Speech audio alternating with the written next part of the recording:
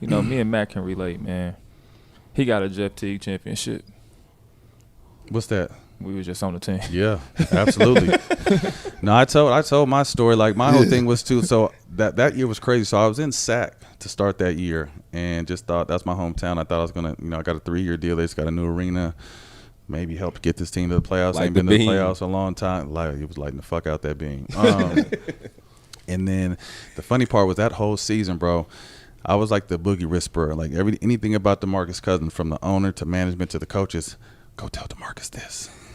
The fuck y'all don't want to tell him? Y'all scared? Like, but they was really tiptoeing around, bro. And that's my little big homie. And so I would kind of relay messages, and as we're getting towards, I want to say, like, heading towards All-Star break, we're maybe 2-3 games out of the 8th spot, thinking like, okay, let's make a cool little run and maybe make the playoffs. They trade this nigga while he's on the podium at All-Star. I remember that. in New Orleans. Post game. And they were telling the whole time, no, you're good. You're not going to work. Make sure DeMarcus knows he's a king for life. And I'm in the snow, smoking one, watching shit. Next thing I know, DeMarcus Cousins traded. And I was like, what the fuck? So, I called management, and we're going to start over. I'm like, this has been a start over franchise. What are we talking about? This is almost. So, I was just like, I'm too old to start over. I'm 36 at the time. He's like, what do you want to do? I was like, I want to go to a good team. So, we worked my situation out, and I was able, and right at the same time, unfortunately, KD went down with a hyperextended knee, and I went from Sac to Golden State, and I was playing good. Like, my first game, played 20, 25 minutes for that team. So I was consistently in the rotation.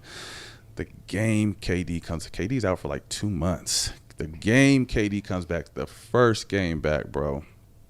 I want to say I start off good too, hit my first 2 threes, and come down on someone's foot. And it's the worst sprained ankle of my career, like swollen, even has my legs swollen. I'm like, what the fuck? So by the time I'm feeling we're maybe about a week or 2 out from the playoffs. By the time I'm feeling halfway decent, we're already in the Western Conference Finals and haven't lost a game. So I'm just like, as a vet, I know how tight playoff rotations get, and you go with what's working. So they're not going to bring someone like me who's been hurt for this long and fuck up the flow of the game. So I just it was hard for me because I felt like I fought my whole career to be in that position. And before I was hurt, I was contributing to that team. Yeah. But once the playoff came and I was hurt, I just kind of turned into a fan and help Draymond through some tough times, help Clay through some tough times. It was just kind of just a super vet for those guys. But yeah, like, I didn't even so they had a special, I missed the ring ceremony the following year, so they had a special ring ceremony for me. But I got the ring, I got my son's rings, and then I put the ring in a room at the arena so I could watch the game. And then we bounced early, and I forgot about the ring, and I just wasn't really to the same, like, I don't count that, I didn't count that shit, you know what I mean? So next, your ring's here. I was like, oh, okay, I'll be, I wasn't even really living in the city at the time. I was in LA already. I was like, I'll find out a way to. I want to say they had that motherfucker for like 2.5 years, and then one day they surprised me on NBA Today on ESPN and brought, like, someone drove the ring from the Bay to LA and gave it to me. If not, that motherfucker probably still be in that room. I ain't do all that. At Oracle Arena.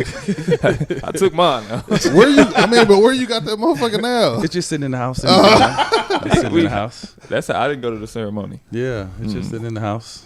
Somebody drove up from Milwaukee to Indiana. Yeah, I just felt like I was courtside to watch one of the greatest teams, and the battles with Cleveland and seeing them boys firsthand. It was just I had great seats, and I didn't have to pay for them.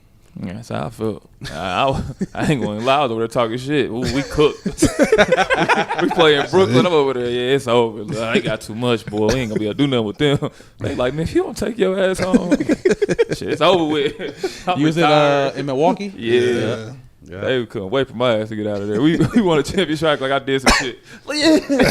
All this hard work. Giannis was like, man, what? How good was them Clippers teams, bro? Fire. That's what I want to talk to you about. I think that we were our own worst enemies, bro. We were 55-plus wins, Pacific Division champs. Facts. Again, beating the Warriors before they really kind of found their rhythm as a young team. Our superstars just butted heads. Blake and CP had the best chemistry in the world at times, and then didn't see eye to eye at times.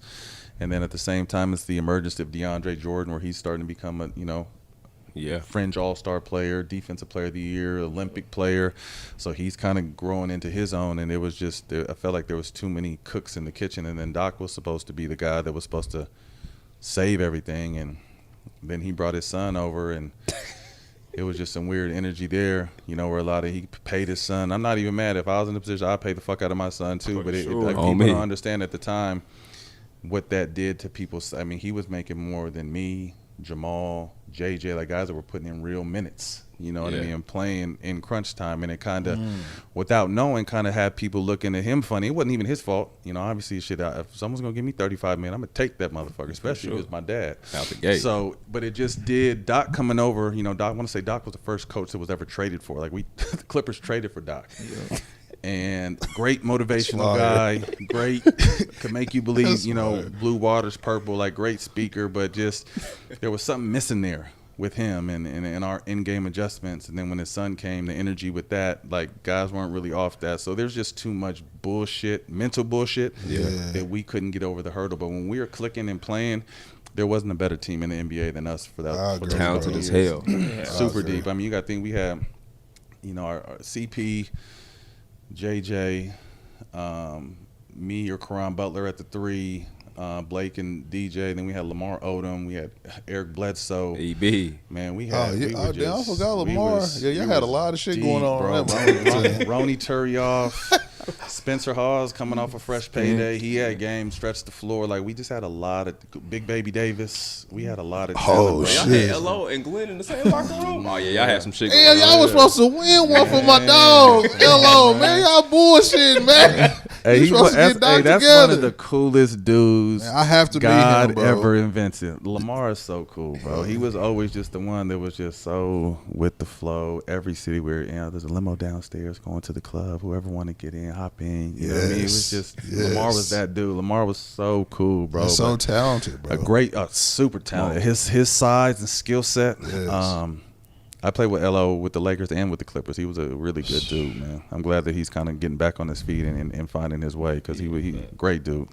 Yeah, I got to meet him. Yeah, we got to get the Foxway episode just for being that's ISO. mandatory. Yeah. We was talking about grills. Yeah. That's number one. Y'all got a lot to talk about. Yeah. That was your favorite player, though. Yeah. LO was? LO. LO was cold, bro. Come on, bro. LO was before his time. Yeah, bro. Yeah.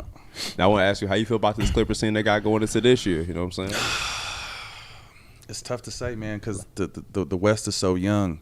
I felt like last season we saw kind of a passing of the torch, and guys that I played with, the Stephs and the KDs and the Brons, like it's coming to the end of their run, and these new young boys are hungry and skilled and can run all day and athletic. So, I mean, I just think the Clippers, Ty Lue's one of the best minds in the game. That's a Kawhi's fact. availability is always a question. If he's out there and playing, they got a chance, but you also got to think OKC is still young, and them boys just got paid. And I think Houston had a big offseason, being able to get a consistent score in KD.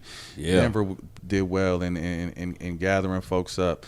Dallas, if healthy, is going to be a motherfucking problem, and they got the number 1 pick in Cooper Flag. So I just think the West is really deep. I think the winner will come out. I don't know who it's going to be. I think the East is going to be a little bit down this year, obviously with Tatum out and some other injuries. I don't really believe in the East as much, but Hold I on think. now. Yes, sir. Hold on now. Who That's you why got? I'm at my dog. Atlanta Boy. Hawks Talk is back that now. shit. We boy. back. Look at Matt face. We back. Hawks are? Yeah, we back. What they back to? I didn't expect to hear that. Atlanta back. Talk to me. Trey Young. They back to the play-in. Trey is Young cold. playing. Trey to me is one of probably the top 2 most underrated players in the game. With 1,000%. 25 and he's a double with 25 and 10 guy, and he doesn't get the 1,000%. respect that he deserves. He's playing for a max You guys deal. got some young boys We over got there. Porzingis on a 1-year deal, so you're trying to get paid again. He gonna fight Porzingis hard. from Boston. Yeah. Okay, he got to stay healthy though. I mean, he on a 1 Contract year. year. Contract year. He gonna play 60+ games this year. Contract Wow. year. I mean, that's what he mad. No contract year. Everybody healthy. Everyone gets through them pains that would keep you out if you're not on the contract year. Come on, Jalen Johnson. He gonna be I back like from his him. shoulder Young injury. talent. Mm-hmm. Young Zach been playing well in Eurobasket. Yeah. So I think we got a bright future, man. I think it's our time. They're though. one of the best developmental teams in the league. Y'all time to do what though? We gonna make it to the chip. We gonna win the East. Nah. well, if they make it to the finals, The they getting Eastern swept. tournament, the Hawks playing. I was about to say you about to talk about the tournament that's in Vegas in No. December. They'll be back here in season We tournament. make it to the Shout out to the finals. Hawks. When they go to the finals, y'all, we gonna sit courtside. Well, Man. y'all gonna sit. in that one section. What did we say when we went last time? Shit, I told you. I said, damn, Dominique jersey still wet.